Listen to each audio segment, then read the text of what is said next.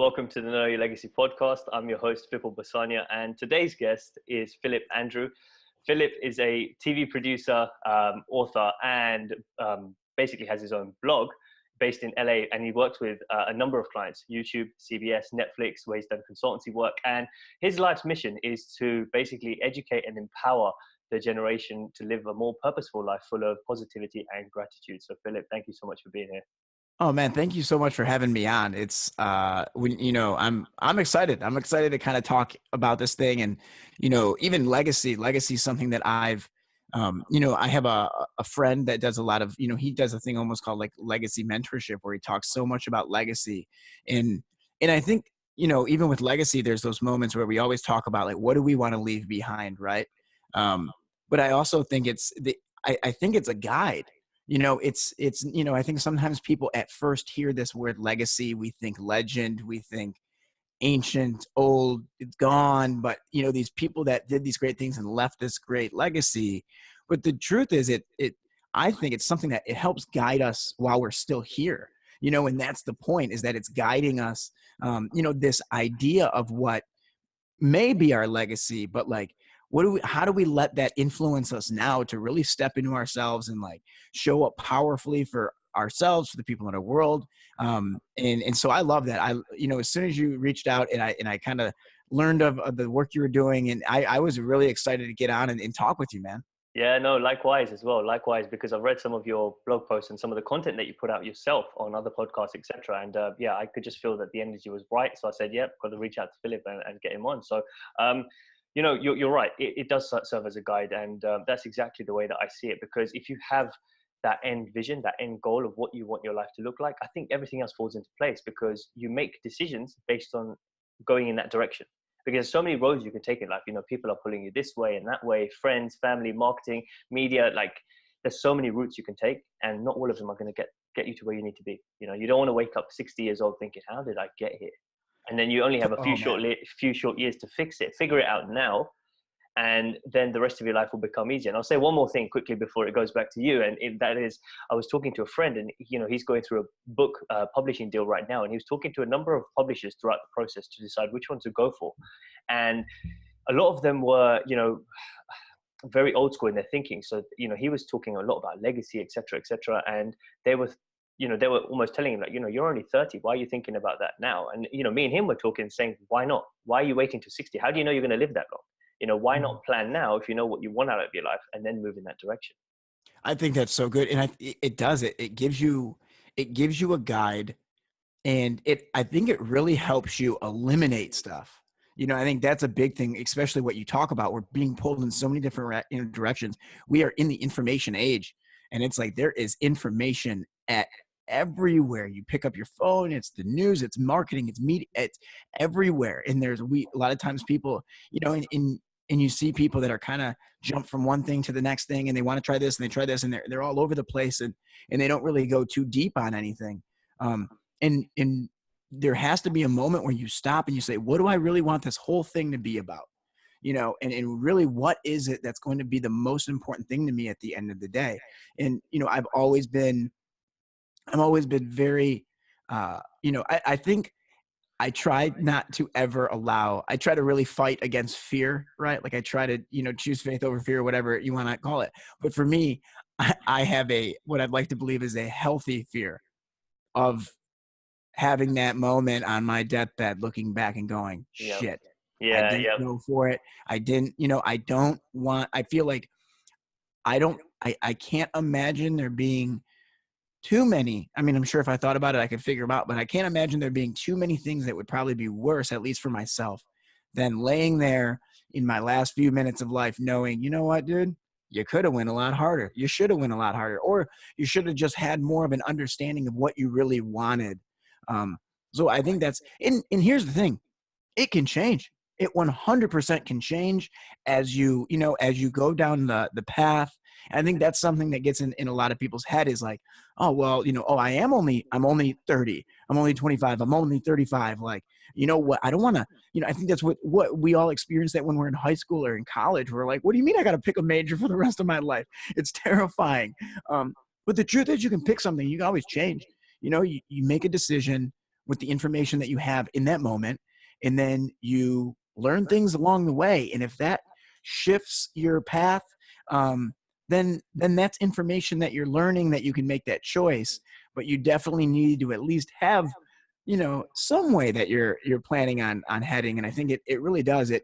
Making those decisions actually makes life a lot easier, or at least it has in my experience, having a direct place on knowing where you're going. Exactly. I think it is key what you said. You have to be open to allowing different paths to occur in your life, because you can have the end goal there, but there's different ways to get there. You have to be open to taking that a certain road from where you started, and it can change. As you said, it can change. It doesn't mean you're going in a different direction altogether. You're heading in the same direction. It's just you're taking a path you didn't know existed, and so Yeah. you have to be open to allow yourself, because the thing is, certain things will happen in your life, and universe, God, whatever it is you want to call it, knows the quickest route for you to get there. You don't know that, and so you think, oh, I've been doing this for X amount of years, and now all of a sudden this is happening and I have to take a U-turn. Is it a U-turn? Is that what you think it is? So that's your judgment, right? The hindsight is, 2020, man. It's, I was just talking with a friend about this the other day, and I try to use this a little bit as an example for my life. And trust me, I promise I won't get too sad this early in the morning, or early for me. So early for me over here. But so when I was 13 years old, my mother and I, we actually took a trip to Europe. So I'm originally from just outside of Southwest Detroit. So I grew up in Michigan, 10 minutes from downtown Detroit. We grew up. My mom, when I was 13, wanted to take me to Europe. Um, excuse me. And she took my sister. My sister's 2 years older. So she took my sister 2 years prior to Europe. They went for 3 weeks. My 13th birthday comes up. My mother wants to take me to Europe to give me that experience of being able to travel. So we go to Europe for a month, and we have an absolutely amazing time. It was my first time really experiencing the world, understanding that there was this like bigger life outside of just, Metro Detroit where I'd grown up. And it was really important for me to expand my world. And also it was really important, for me and my mother to have a month away where it was just me and her, and we could connect and we could talk. And, I'm 13, I'm kind of growing up, figuring out life, all these things. So it was an amazing trip. And so 13 goes, um, when I'm 14, my mother gets diagnosed with cancer. And when I'm 15, my mother passes away. So a week before my 16th birthday, my mother lost her battle with cancer. So the the point is, had my mother at any point said, you know what, maybe finances aren't the right time right now, maybe this isn't the moment, maybe I wait till he gets a little bit older, maybe I wait for the perfect moment, which we hear people talk about all the time. We want to have this perfect moment, that we're to start the business or to start writing the book or to, whatever it is, right? We all think that there's going to be this magical moment where it just all aligns. And if she had waited for that, you know, I would have never had, we would have never had that time together in that very special moment. In that's obviously, that's been such a huge impact on my life, being able to look back at those photos and that trip that we took. And even it almost, and it makes it so much more powerful because now you look back on it and I realize how, you know, that was the perfect timing. There wasn't another 2 years that we could have waited. There wasn't another, 18 months to get finances in order, and so I think it's really important that we understand that there are times where we need to just, you want to get things set. You don't want to start too prematurely to where you set yourself up for failure, but also, like, we can't always be waiting for these perfect moments, because these perfect moments won't come. And like you said, you have no idea what's in store for us tomorrow. So all we really can do is just appreciate the things we have today, work on this legacy, knowing we have tons of time, but then put yourself in action now, because you don't know how much time you really have. Exactly. And I think that's a powerful message, the fact that you went through that so early on. I guess you got a perspective of life, you know, before a lot of your peers did, because at that age, you're just focused on playing games and socializing, and you're not really thinking about life. And then, the lesson that you took away, it sounds like, that's been a theme that you've used up until this age. You know, you've realized that there is no perfect moment because of what you went through. And it's funny, like I like to read a lot of philosophy, and as you were talking, you know, Seneca's shortness of life came to mind, and he talks about, you know, how we use time. Time is our most valuable asset, and the thing is, the reason we don't understand that is because we can't see it ticking away in front of us, like our own timeline, not the clock in general. I'm talking about our timeline to where we're going to die. We can't see it anywhere. So we think we have an unlimited amount, and like we just live as if we have an unlimited amount. And so we make stories up such as there will be a perfect moment. You know, I'll wait till next year. I'll wait till I'm married, or I'll wait until I get that new job or that car, or, and then, you know, 2 seconds something can happen, and it's like, then it forces you. You see people that are diagnosed with cancer, like your mother was, or other terminally ill diseases, and they're bedridden, or they've had an accident and they're bedridden, and that's when they start ticking off the bucket list. Why are you waiting until then? Why does it have to take you until that point to realize, oh no, I better do everything I enjoy now? Life is happening now, so live it now. Totally. I think that's so good. I mean, I've often, I think I had a post one time where it was like, please don't wait until the diagnosis comes to start, you know, living and doing things, because it is, man, life can be, it's very short. And, you know, and also, you know, I heard one time I was talking with a friend and we were just like, what is it? Like, what is life other than like just a bunch of moments strung together, you know? And it's like, so, you know, we obviously, and I think that's what it is. We're always looking for, everyone wants to paint each other one way. Well, is the glass half empty or is the glass half full? Which one are you? Are you optimist or pessimist? Do you plan for the future or do you stay in the moment? Who in the hell told us that we needed to be these one-dimensional people? You know, like, that's not how life works. And the more that we try to click the box and call ourselves one thing, or put somebody else in the box, and it's just doing a disservice. So it's like, for us, it's like, you use all of the information, you know that there's a chance that I may live to be 85. And if I live to be 85 years old, I need to be smart financially to think about what would that look like. I need to think about, okay, maybe I need to develop the skills long term so that I could be a good husband to somebody, I could be a good wife to someone, that I could be a good grandparent to somebody. I need to develop those skills out.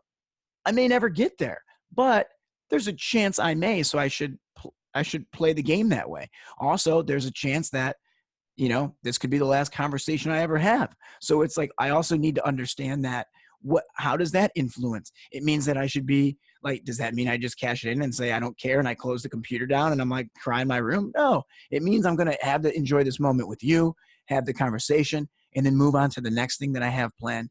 And it's a constant back and forth of thinking like, okay, what do I need to do long term? What do I need to do short term? What are the long term goals? What are the short term goals?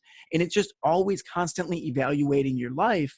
And I think, you know, I guess I had this I had this moment where, you know, I kept imagining there was going to be this like magic door, that I walk through this magic door, and on the other side, there's no more problems. On the other side, I've got everything figured out, right? Like, I'm just going to, all I got to do is find this one damn door. And then the second that I find the door and I walk through, and everything's bliss on the other side.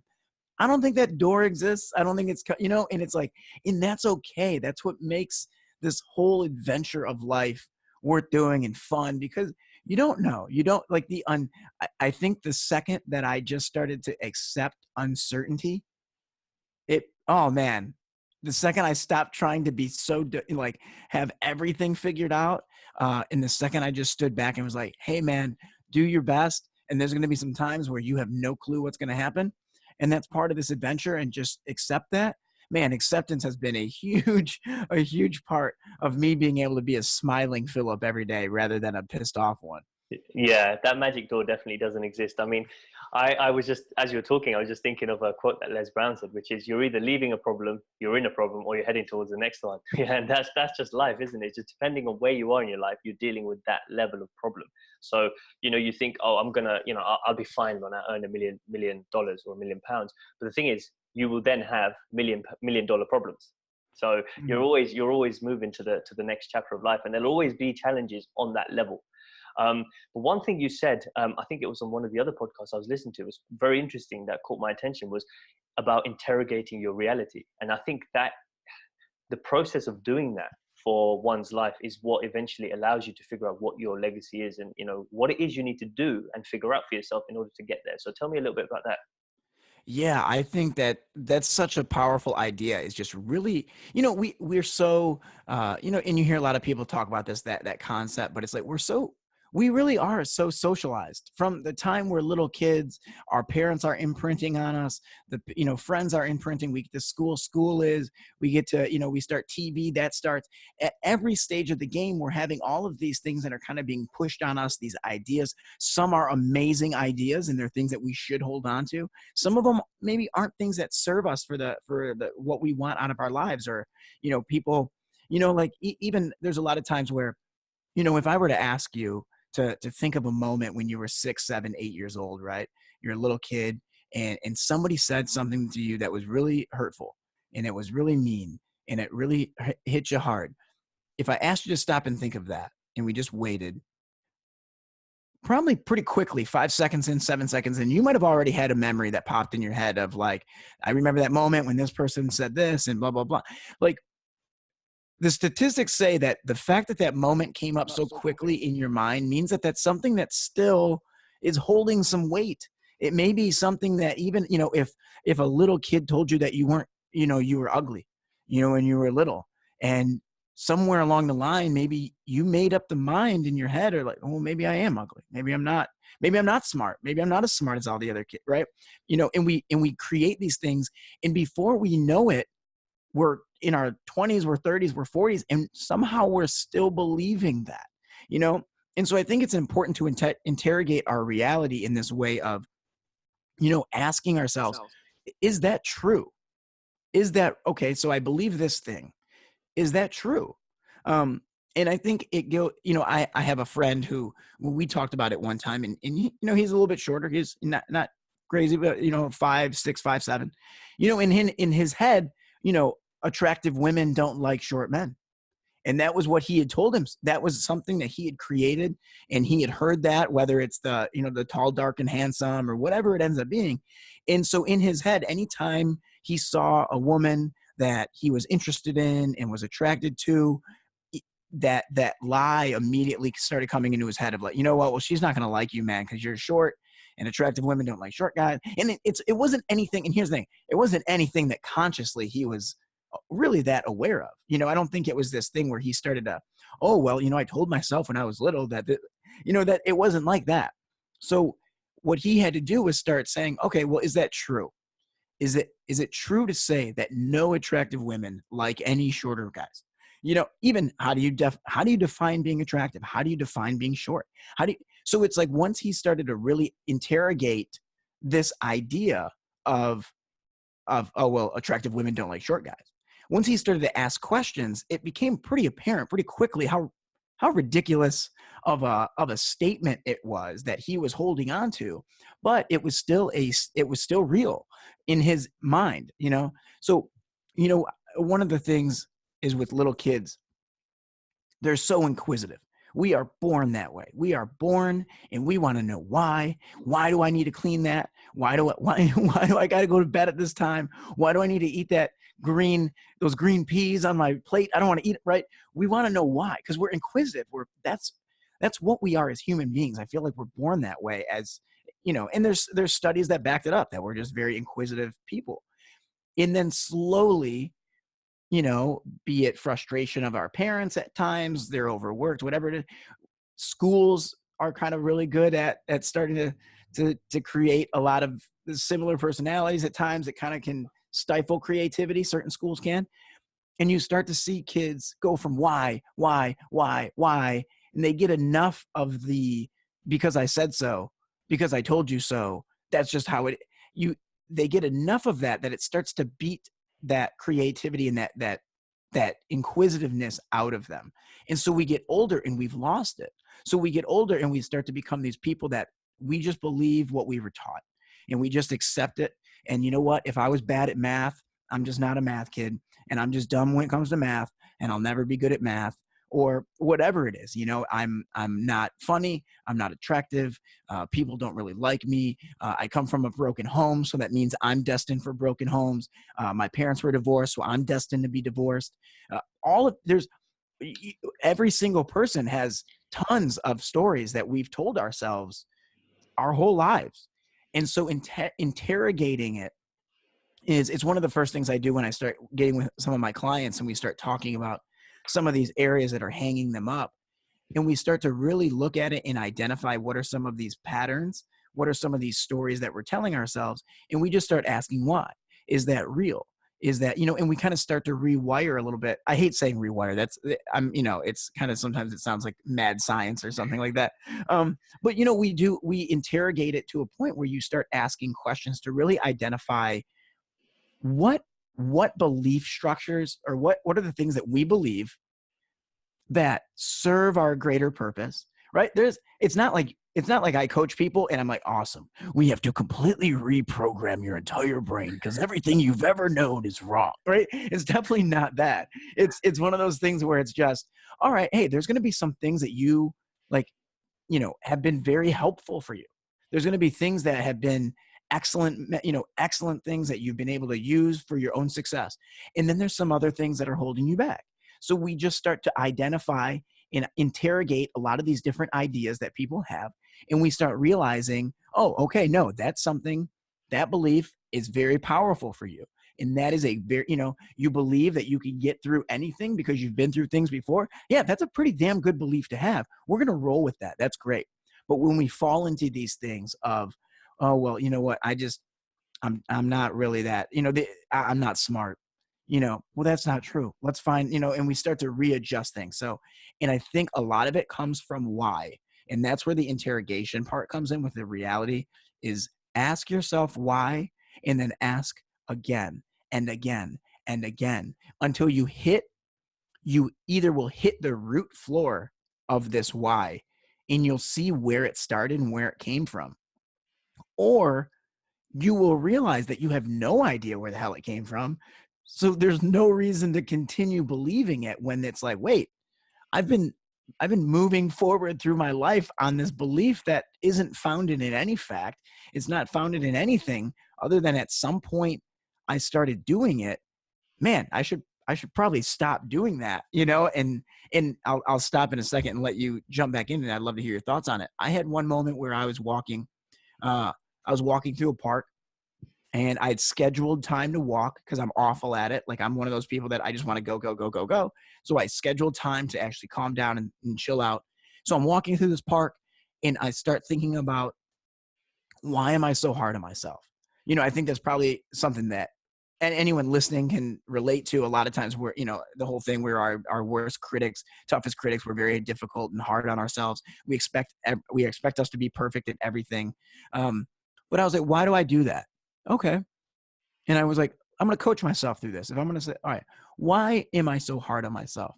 Okay. When's the first time I remember being hard on myself? Probably pretty young, probably 5 or 6 years old, playing sports, thinking I need to be perfect. Okay. Where did that come from? I don't know. I don't remember anyone putting this big expectation on me. It was probably me just making a choice that I wanted to be great at everything. Okay. So it came when you were little. Did you ever learn to stop doing that? No, no one really ever helped me figure out how to not do that. Okay. So Phil, is this not something that you just picked up when you were a little kid? It's a habit you developed at 5, 6 years old. You never took the time you never took the moment and be intentional about creating a new way of being. So is it safe to say that maybe just this whole idea of you being hard on yourself is just childish? And it's simply that. It's just something that you haven't made the decision not to do anymore. And is there a place where now anytime you catch yourself being hard on yourself, you stop and you say, hey man, I know that this is just something childish. I'm going to stop doing this. And maybe and then I made a pact with myself that anytime I was starting to feel that way, I would text somebody or I'd call someone and I would encourage them. So I would take a moment of me beating myself up realize it as being childish, I'd stop and encourage somebody else so I can get out of my own head, because this whole world isn't just about me, and encourage somebody else. And I made that decision, and I haven't had any issues of being hard on myself since then. And it was really, and it just, all it came was from really being honest with myself and asking myself a couple of questions. It didn't take very long. But we got to be able to, you have to kind of teach yourself to be able to do that, question yourself, interrogate your reality. Long answer to a very simple question. I love the answer though, because it dives really deep into the fact that a lot of our memories end up serving us as beliefs, or beliefs end up serving us as memories, because they come from when we're really young. As you pointed out for yourself, it was when you were 5 or 6, and that was a memory that you had a long time ago. And so you think, okay, well, life isn't the same as when I was 5, so why am I still feeling that way? It's not applicable anymore. So you have to go through this process of shedding old beliefs when you're moving forward in your life, because whatever you believed at the time got you to that point. And if you're not planning to stay there, why do you believe the same things? It doesn't make sense. So it's obviously easier said than done, but I think it does take a lot of introspection. Totally. I think it was it Seneca or one of those guys? I can't remember exactly which one it was, but they said that the unexamined life is not worth living. And when you first hear it, at least when I first heard it, I didn't really understand what that meant. I thought, okay, why are you examining life? But then it's a very personal thing. If you don't stop and reflect, are you happy with where you are now? If not, why not? And then ask the bigger questions and peel back the layers of, where your beliefs stand, because it's what you believed has got you to do the actions that you've taken to get you to this point. And so one of the I think I was listening to a podcast a few months back, early last year, and it was by a guy called Dr. Bruce Lipton. I don't know if you've come across his work before, and he's done a lot of research in the science of belief. And one of the things he says, he puts it very beautifully, and it's like an iPod, right? We're born as an iPod, but you can't play any music until you download music onto the iPod. So the machine is there, like our bodies, our minds is there. You need to plug in the beliefs to then be able to operate at a certain level, and to play a song. And so it's those beliefs that you plug in when you, as you were saying, when you're younger, you ask, why do I have to eat the peas? Why do I have to go to school? Why do I have to do? Because I said so. Because that's the way you have to do it. That's just it. I did that when I was younger, so you have to do it. And then you forget to ask the questions. As you get older, you forget the fact that you were conditioned to believe that whatever everyone else is doing is acceptable. But is it acceptable? And that's when you start interrogating life for yourself. Yeah, I think it's so important to be able to just, have a conversation with yourself, and just really, I think, there's times where people will, even, we talked a little bit earlier about the optimism and, pessimist. And I think people, a lot of times they think that being an optimist or whatever, it's like brainwashing yourself to ignore things, or to just always, to, like, I guess, how do I want to say this? I think it's not about tricking yourself into happiness. Like, it's about really just identifying, like, what is going to make you happy, or not even that. Like, I'm a firm believer that, like, happiness is inside of all of us, and I don't find it. I'm not on the hunt for happiness. Like, I have to tap into it. It's an internal choice that I need to that I need to, tap into. But I think it's when you really start to just ask some of those questions, which it's amazing that we don't. A lot of people, we get caught up in the trap of being very reactionary. We're very reactionary to life. We're reacting to, the newest news story, something on social media. We're just going what our boss does, we're just reacting to everything. And when you do that, you're kind of taking you're alleviating yourself, I guess, of some responsibility.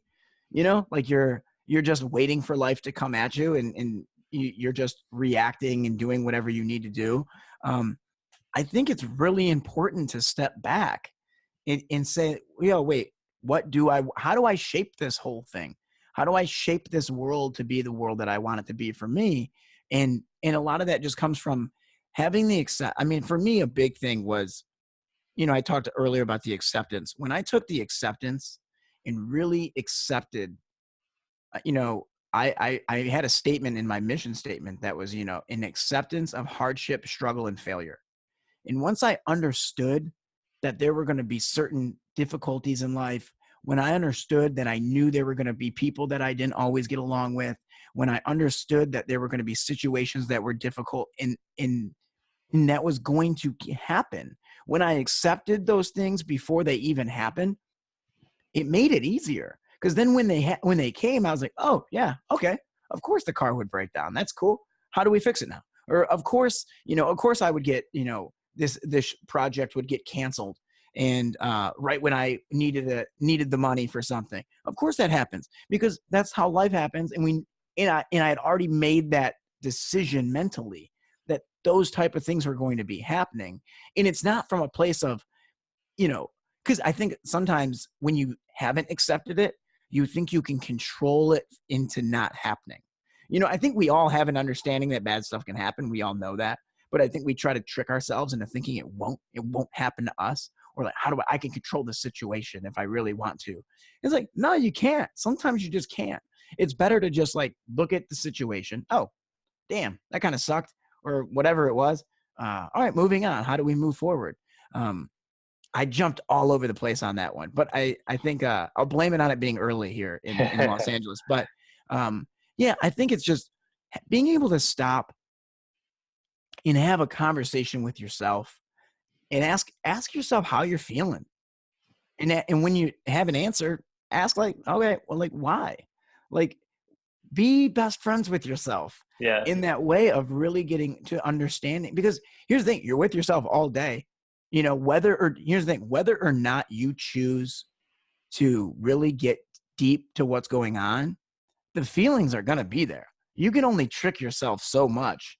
You can only be the person with tears rolling down your face, putting a smile on your face long enough before people are like, yo, bro, what is wrong? Like, what's going on? Like, something's happening here. And I think a lot of times it is just that. It's taking the time to have a conversation with yourself, and to really just see what's going on. Take your own temperature, figure out what's happening. What are you upset about? What's making you frustrated? Why is that happening? And then being able to be like, oh, awesome, we figured it out. Now, how do we start working on it? Do we need to get someone else involved? Do we need to, get a friend, a parent, somebody that we trust, a stranger? Do we need to hire someone to help us get through this moment? And then the point is to get through that moment, whatever it is. Like nothing cannot be overcome. So I don't know. I hope something is in there for somebody. Yeah. I think no, you're right. One thing that's interesting is your perspective on the fact that you almost expect bad things to happen, but then you take a solution-oriented mindset, and that's what I've tried to adopt for myself over I'd probably say the last few months. Is if something goes wrong, for example, I'm commuting to work and the train breaks down, or there's delays, or it's very packed, and you see people around you getting very upset on a Monday morning, getting stressed out, and that's just one of many things. For example, even if it rains, people get pissed off and it rains, and it's like, this wasn't supposed to happen. I planned to do this, or I planned to do that. It was going to happen whether you liked it or not. That was the plan anyway. It was already planned for it to be that way. So it's important to just accept that being present is the best way for you to actually accept what's happening, basically, and accept each moment as it happens and as it comes to you, because that's the best way for you to manage it. Because then you think too far into the future, or you think too far into the past, and then you're missing out on the present moment because you're living on either side and you're not here. And then before you know it, you're at the end. And your wife may have been on that train, and if that train would have gone, you may have not had an opportunity to talk to her. But now that the train has stopped, you can have a car. Like, there's opportunity. I think it's when you start to convince yourself of being able to really look at, when you get into an environment and you start only seeing the opportunities and the possibilities and the resources, when you start to train yourself to see every situation with possibility, opportunity, what's the possibility, what's the opportunity, it changes things. It really starts to give you a different way of looking at almost everything. When I first started my career in entertainment, I had a boss who is an amazing man. and I have so much respect for this guy. His name is Eli Holzman, and he's was a boss of mine. And I'll never forget one time he gave me one of the greatest pieces of advice. And every now and again, I'll still run into him, and I'll work on projects with him, and I'll always thank him for this. But I remember I was, young. I was 20, 23. It was my first job in entertainment. I didn't really know what I was doing. And they took a shot on me. And I remember one time going to his office and just asking him, hey, can I just talk and ask some questions? And I remember I go, what's a good piece of advice? What a 23-year-old question to ask. Like, I don't know what else to say. Like, what's some good advice, right? And I'll never forget, he just said, like, always bring solutions, never bring problems. And he was like, if we're on set and the car breaks down, don't come to me and say the car broke down. Come to me and say the car broke down and it's going to cost $350 to get it fixed, or it can cost us, $600 to get another car out here that we can use immediately, or it's going to be $1,000 for us to just run this car into the ocean, or, run it into a vat of acid and it's going to disintegrate. Right? He was like, just bring solutions. And I mean, here I am years later, almost 10 years later, still talking about that story, because I always remember that anytime that I immediately want to go to, like, I want someone else to figure this. I'm just going to bring this. I'm just going to bring it up. I'm going to bring up the problem and let somebody else figure it out. Like, I started to always own that. Like, no, think solutions. Think about solutions rather than being focused on problems. Things are always going to happen. There's always going to be things in life that need to be fixed, and that's fine. Like, that's just part of the adventure. So once you know that, how do we get down to just fixing things and the solutions of it? And so when I started to really focus solution, and then now in my life, I'm very solution based. It's like, I think in the simplest way, right, that we've all heard for this is, don't cry over spilled milk. It's already on the ground. Clean it and move on. Just what are you going to do about it? One last little story to kind of like hammer that home. There was a commercial a few years ago here in the States that there's a person walks into a bathroom and they go to wash their hands and the water's running. And it's just wasting water.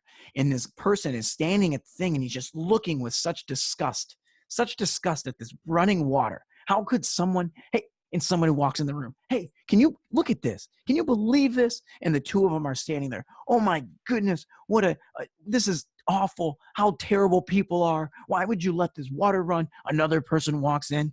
Three of them are standing there watching this water just pour and pour and pour. And they're complaining and they're talking about all these humans, these people that are awful people that don't care about the environment and blah. And then someone walks in, they walk by, they they wash their hands, turn it off, and walk out. And they never said a word. And the three people that have been up in arms, bitching and complaining and can't believe how disgusting this thing is, and they just stand there and they kind of all just look at each other and then they walk away.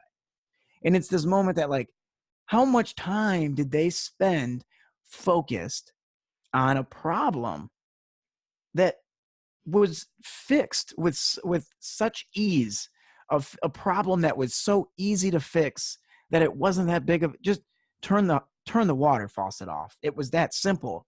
But sometimes we can get so blinded and get caught up in a moment, and we can want to have a pity party for ourselves and poor me, and why is this happening to me and my team, or blah, blah, blah, or why do I have to work with this person? We can go down that road, and if you're not looking for the solution, you are living inside of the problem, And it's like, so I think it's so important to really focus on just solutions, and don't worry, and you know what it is? And I'll end on this. I think why it happens is somehow we look at failure as if it's us on the wrong path, and it makes us question everything. When the truth is, failure is absolutely necessary for you to be on that road. If I haven't failed something in a few days, I'm probably not going hard enough, or I'm being complacent. So I got to a place now where I'm like, I don't want to chase success. Like, I want to chase failure. Because if I'm chasing and if I'm continuously getting failure after failure, I'm probably moving in the right direction. Exactly. I think that's a very good message, and something that I've realized as well is that there is no such thing as failure, because the thing is, you only fail if you quit altogether. That's when you can really fail, because then you've let go of that dream, or that vision that you were striving towards. And so every step along the way is just a learning curve for you to then move with, for the next step, and then for the next step, and then for the next step, and you just become better as a person, as a being, so that eventually when you get to that level of success, or that vision that you have for yourself, you're able to handle it.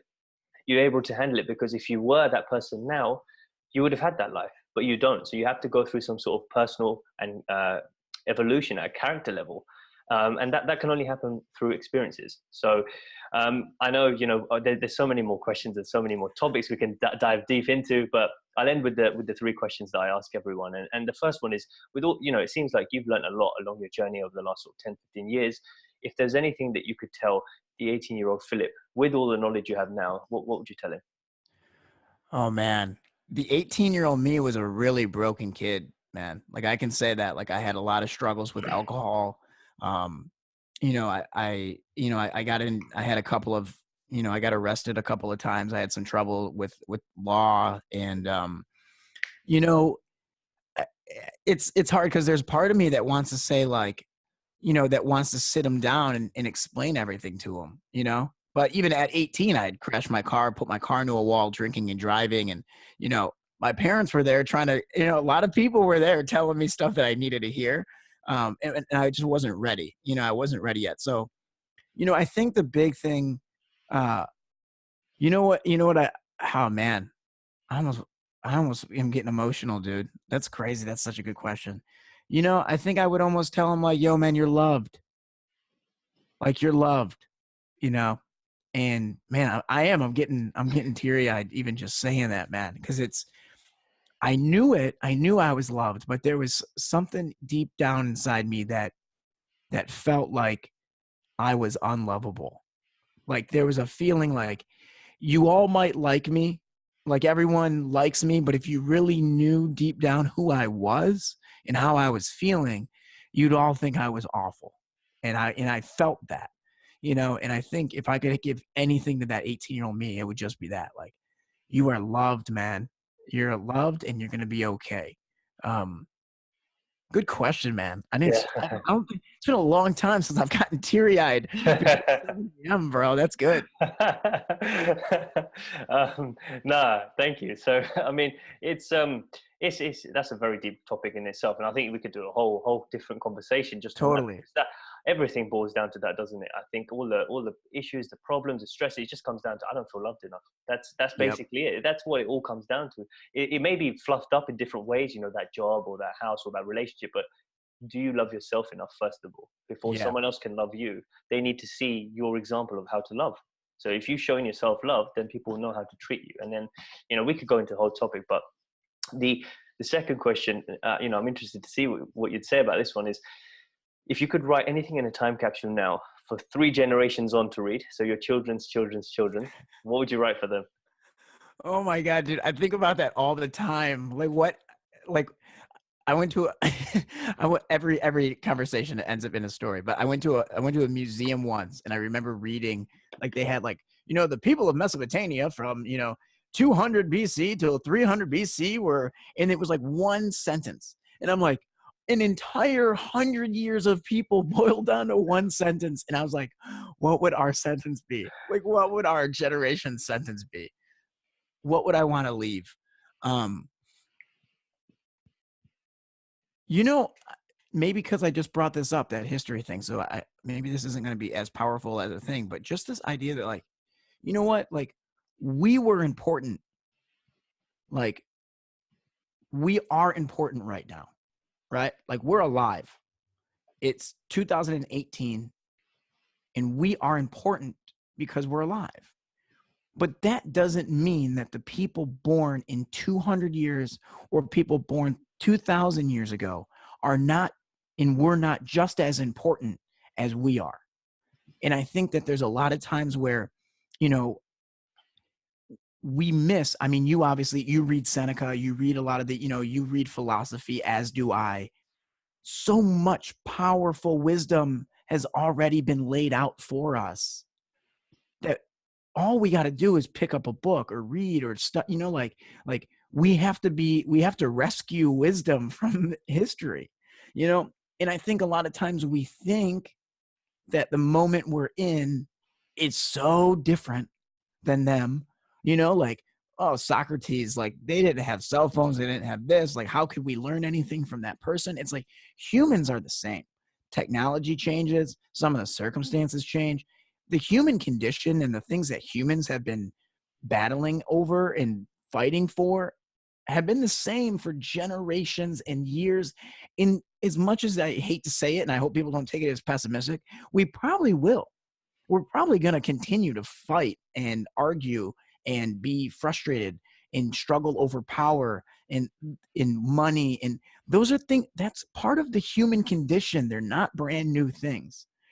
And I think that's what I would want someone to, and I just know this because it's meant so much to me. When I started studying history and I started seeing how much things repeat, it kind of was like, oh, like this is kind of normal. It's kind of par for the course. Like, yeah, do we wish it would be better? Of course I do.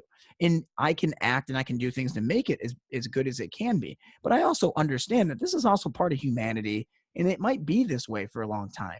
So I think that would be the advice, is just like, hey, don't be so damn egotistical in whatever year you're reading this that you think that this one moment is the most important moment because you're so damn special. It's like, understand that we are all connected in this thing and we're all here to just do our best with the limited time that we have on the planet and try to leave a legacy for that next generation and really try to understand that. And I think so much power for the future comes when we understand the past. So I think I would do something like that. If you ask me that question tomorrow, I'd have a completely different answer. No, that's amazing. I love that answer. And I think, one thing I was just thinking about as you were talking is we're standing on the shoulders of giants. Everyone is important. Why? Because everyone that came before us got us to where we are now.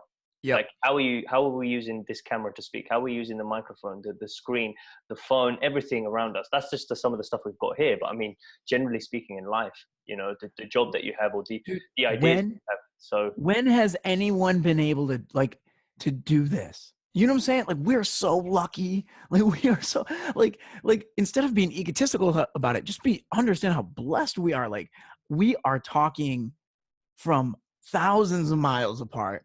I can see your face. I remember growing up and this was like, whoa, it would be so cool if like, ooh, what if, will that ever happen? And like, we do it all the time now with so much ease. Like, we're so lucky. We're so damn lucky, man. that's it. Exactly. No, exactly. And it's just having that feeling of being grateful, right? That you have these opportunities around you. Exactly. And I mean, just to end on this now, seeing as we're on this topic already, I mean, Philip is 90 years old. You're looking back at your life. What's the legacy or the message you want to leave behind for the world? Man, I think that I know this for sure. If I'm 90 and if I pass away and at my funeral, if people say, man, Phil, he was one hell of a TV producer, I will have failed my life. I think if the way that I'm remembered, if the legacy that I leave is based on a job title, if it's based on the amount of money that I died with, if it's like, I will be such a failure. And I think for me, what I really want is I really want to have people talk about the way that I made them feel and the way that I helped them. Man, when I was with Phil, I always felt important. I felt like I could do anything. I felt like I was, I knew I felt loved. What it is? I felt seen, I felt understood, and I felt loved. And that's how I try to be with everyone. And I think that's, if my legacy could be helping people to feel seen and understood and loved, but then also empowering others to know how to do that for other people. If I could be part of a pyramid that scales down into a group of people that just always wanted to show up powerfully and serve the people in their life. If my legacy comes and someone can describe it about the word of service and gratitude, that'll be it for me. Like how do I define that? You know, I've said before, like I want to have $1 billion impact. We've heard that before. I want to affect positive change in with $1 billion, blah, blah, blah.